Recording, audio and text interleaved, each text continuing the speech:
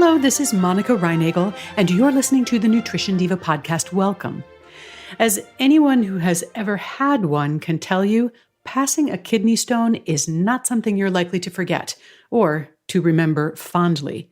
And although dietary measures are not 100% effective in preventing kidney stones, they can definitely reduce your risk. And that's what we're talking about today. Kidney stones can form when compounds that are normally found in urine form crystals and start to clump together. They may be as small as a grain of sand or as large as a small pebble. Small stones can pass out of the body without you even noticing. But if one of those larger stones starts to migrate through the urinary tract, well, you're going to notice. Although the pain of passing a kidney stone can be excruciating, they do usually pass out of the body without causing any further damage. In rare cases, surgery or other treatment may be required, but in most cases, the only treatment is medication to alleviate the pain while they're on the move. About 1 in 10 people will experience a kidney stone at some point during their lifetime, and men are about twice as likely as women. And kidney stones generally occur to adults after age 30, but it is also possible for a younger person to have one as well. Now, once you've had a kidney stone, unfortunately, you're at a significantly higher risk for future stones.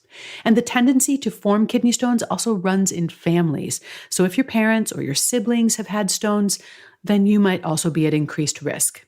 But whether or not you have a family history of stones, certain dietary habits can reduce or increase your risk. So here are 5 tips to help you prevent kidney stones. Number 1, drink lots of water. This is the most important thing you can do to prevent kidney stones because it helps flush compounds out of the kidneys before they can start to make trouble. Number 2, reduce salt. Excessive sodium can also concentrate the urine, and that makes stone formation more likely. Number 3, eat your veggies. A diet high in fruits and vegetables, which raises the pH of the urine, can help to prevent kidney stones. Number 4, keep your protein intake moderate. High protein diets, which lower the pH of your urine, can make kidney stones more likely.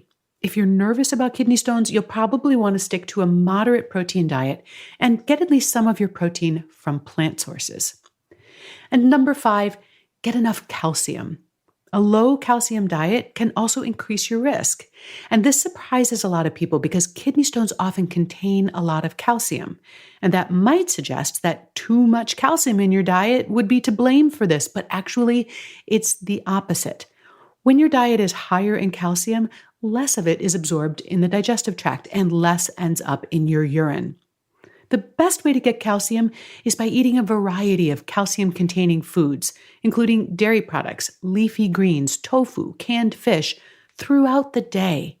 Taking your entire dietary allowance of calcium at one time in the form of a supplement may actually increase your risk of stones.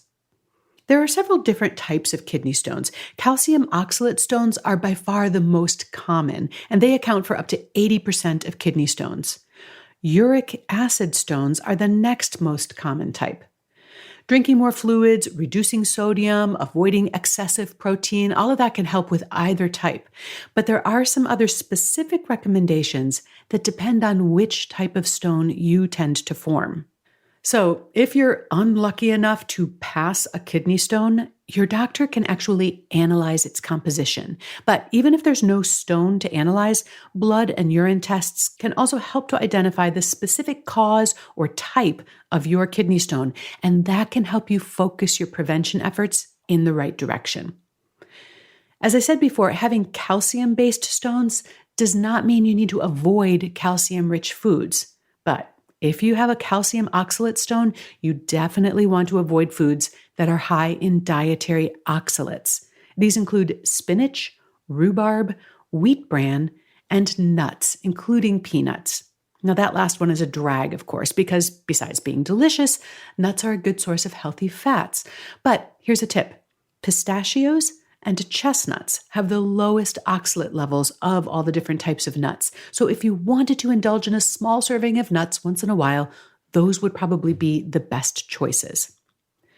If, on the other hand, you suffer from uric acid stones, It's even more important for you to avoid excessive animal protein, in particular foods that are rich in purine, and those include shellfish and organ meats, can encourage the formation of uric acid stones.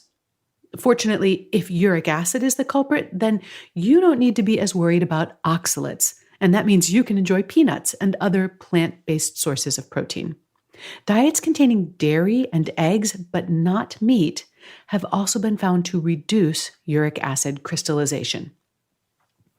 And finally, if you're carrying some extra weight, losing a few pounds can also help reduce your risk, but I urge you to lose the weight slowly. Fast weight loss, especially from low-carb diets, may increase your kidney stone risk. Instead of the 1 to 2 pounds a week or more that most popular diet programs encourage, I recommend that you aim to lose just a couple of pounds a month.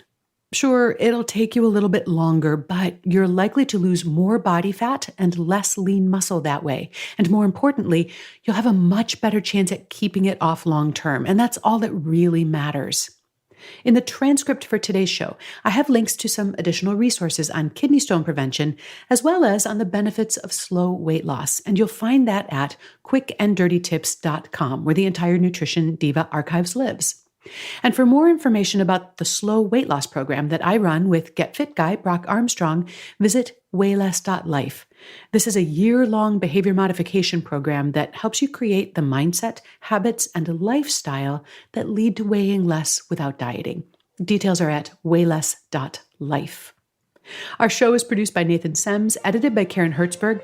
Our audience development and social media queen is Morgan Ratner. Our advertising program is run by Michelle Margulis. Emily Miller and Kate Hines help us keep it all together, all under the direction of Kathy Doyle.